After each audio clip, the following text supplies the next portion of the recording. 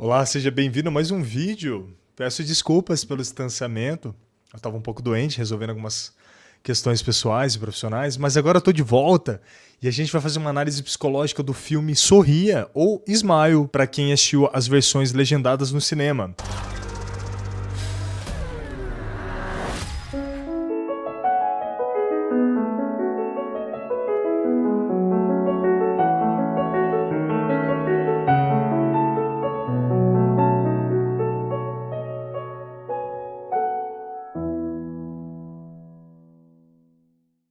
Pra quem não conhece, gente, Smile é um filme que, pra mim, ele é genial e muito criativo. Porque ele explora um demônio que afeta pessoas que, de alguma forma, foram traumatizadas. E esse demônio, ele é muito interessante. Porque ele não é o tipo de demônio que ele possui a pessoa e deixa ela involuntária, domina ela. Não, ele é muito mais indireto e ele é muito mais sutil. O que ele faz é exatamente fazer que as pessoas que estão infectadas, infestadas, possuídas por ele, vejam pessoas sorrindo de forma muito estranha e perversa para essa pessoa que está sob o domínio desse demônio. E com o tempo, ela vai tendo alucinações cada vez mais paranoicas. E é muito arrepiante para mim, porque o Smile 1 e o Smile 2, ou Sorria 1 e o Sorria 2, eles foram muito felizes em mostrar como que é de fato uma paranoia. E quando a gente fala de paranoia, a gente está falando de um transtorno mental sério, que ele pode estar ligado à esquizofrenia ou à sensação persecutória, onde o indivíduo ele sente que ele está sendo perseguido por pessoas, por vozes e por influências como conspiração, satélites, câmeras ou até animais. Tá? Mas no filme a gente sabe pela mitologia do filme que aquilo lá não é uma esquizofrenia, que aquela pessoa de fato está experienciando coisas sobrenaturais com ela e existe um certo medo social, uma fobia social muito associada a essa paranoia. Bom, onde que entra a minha análise psicológica? Pessoal, é interessantíssimo a gente perceber que o demônio, ou esse ser sobrenatural, ele se alimenta do trauma. E isso me chamou muito a atenção, porque as pessoas que estão afetadas pelo trauma têm sintomas parecidíssimos com o do filme e que não são causados exatamente por um demônio, mas pela própria doença em si relacionada ao trauma. Thomas, você está querendo dizer que o trauma ele pode causar doenças mentais? Pessoal, um dos maiores causadores de doença mental é o trauma. E a gente pode ver que o trauma do filme ele está sempre relacionado a algum ato de violência.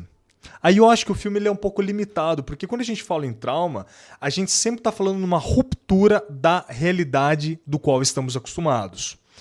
Perceba que quando a gente fala em realidade, a gente tem essa ideia mais ou menos de que realidade é uma coisa igual para todos, uma realidade do qual a gente compartilha com todos nós, mas isso não é necessariamente verdade.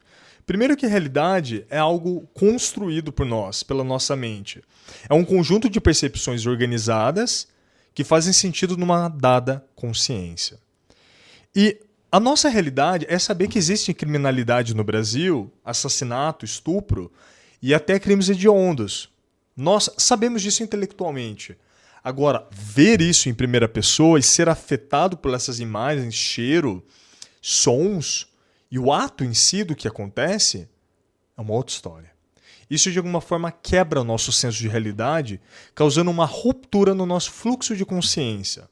Isso significa que a nossa mente não sabe mais onde começa passado, presente e futuro.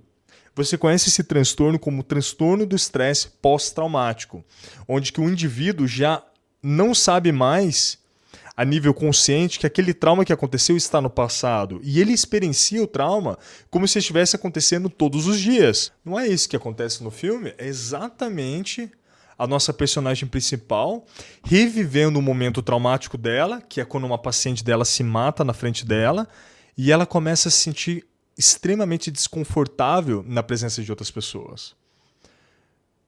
Pessoal, é interessante que o filme, apesar de não ser exatamente sobre psicologia, ele mostra como as doenças mentais afetam o nosso senso de percepção, compreensão e entendimento do mundo.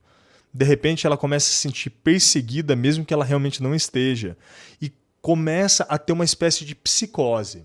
Para quem não conhece, psicose é um sintoma característico da esquizofrenia ou de algum surto, principalmente relacionado a trauma, que desconecta a gente do senso de realidade. E a gente, de repente, não sabe mais onde começa o real e onde começa o imaginado.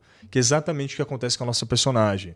Então, a gente percebe que, muitas vezes, o estresse que a gente passa no dia a dia, um rompimento amoroso, uma quebra de expectativa profissional, causa traumas na gente que interferem na nossa própria maneira de enxergar o mundo, de pensar e de processar as informações que chegam até a gente. De repente, quem perdeu um trabalho que gostava muito tem medo de entrar para um novo trabalho e ser despedido novamente. Alguém que sofreu uma decepção amorosa muito forte tem medo de se apaixonar e sofrer uma traição, um rompimento amoroso, qualquer coisa. Ou seja, a pessoa já age como se isso fosse acontecer. Então ela sabe em algum momento do filme que a personagem do qual era uma paciente dela se matou depois de alguns dias possuído pela essa entidade.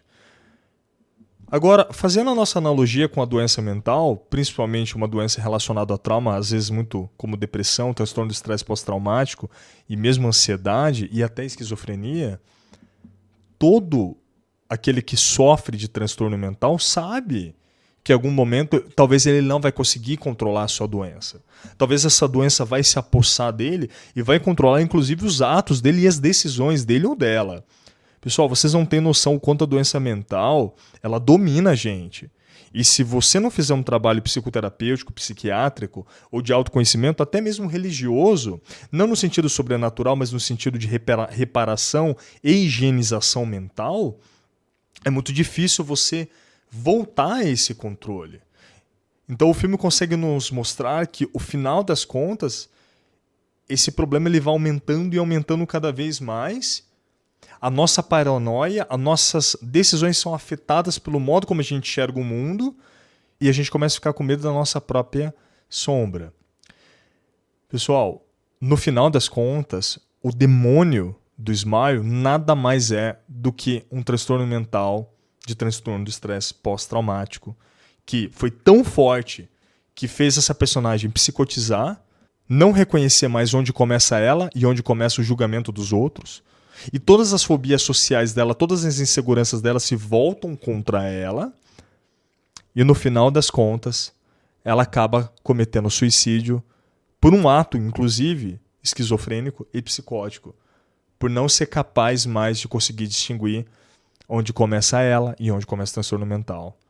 Que bacana, né? Como um filme de terror tem tanta psicologia, tanta filosofia. Como faz a gente ver que aquilo que nos aconteceu muda a nossa maneira de pensar e ver o mundo e a gente nem percebe. E a gente já não sabe mais onde começa o trauma e onde começam as nossas decisões.